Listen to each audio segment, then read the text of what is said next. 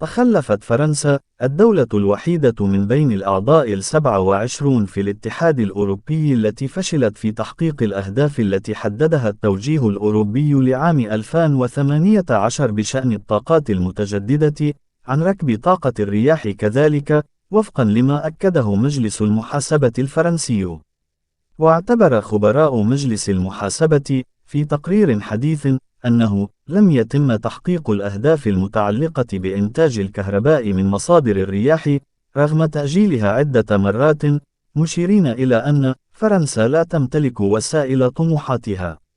وفي نهاية العام 2022 كانت طاقة الرياح تمثل ما يزيد قليلا عن 8% من إنتاج الكهرباء في فرنسا، وهو رقم بعيد عن الهدف الذي حددته البلاد في برمجة الطاقة متعددة السنوات، وهو فشل يعرض البلاد لعقوبات مالية محتملة.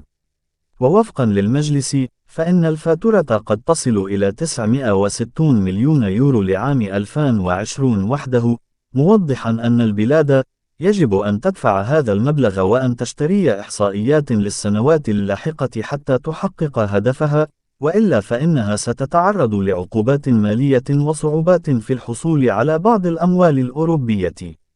ولتفسير بطء البلاد في هذا المجال، أشار المصدر إلى أهداف طموحة لكنها لم تتحقق فيما يتعلق بتطوير إنتاج الكهرباء المولدة بالرياح، وهي سياسة عامة قام مجلس المحاسبة بتحليل شروط تنفيذها ونتائجها منذ العام 2017. ووفقا للتقرير، فإن الصعوبة التي تواجهها فرنسا في تحقيق أهدافها ترجع بالأساس إلى العقبات التي تعيق تطوير طاقة الرياح. ومن بين هذه العقبات، القوانين الحالية التي تقصر الأراضي المتاحة لبناء مزارع الرياح على 20% فقط من الأراضي الفرنسية. بالإضافة إلى ذلك، يؤدي عدم الاستقرار التنظيمي القوي والتعقيد الإداري إلى فترات أطول بكثير لبناء مزارع الرياح، 7 سنوات على الأرض و10 سنوات في البحر، مقارنة بالدول المجاورة. ويسلط مجلس المحاسبة الضوء أيضا على الافتقار إلى التنسيق الفعال بين القطاعات الوزارية، مشيرا إلى أن اليوم يتم تنفيذ الإجراءات من قبل عدة إدارات، وليس هناك تنظيم للتنسيق الوزاري. وبشكل عام، يرسم قضاة المجلس في تقريرهم صورة دولة لا توفر لنفسها الوسائل اللازمة لتحقيق طموحاتها.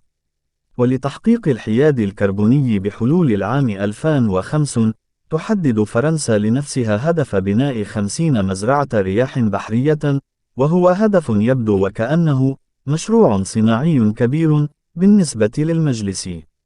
ومع ذلك، فإن التنظيم الحالي لبعض مصالح الدولة لا يتماشى مع هذا الطموح. يذكر أنه على الصعيد العالمي، شهدت طاقة الرياح نمواً كبيراً خلال السنوات الأخيرة. ووفقاً لوكالة الطاقة الدولية، من المتوقع أن تزيد طاقة الرياح العالمية بأكثر من 5% بحلول العام 2025.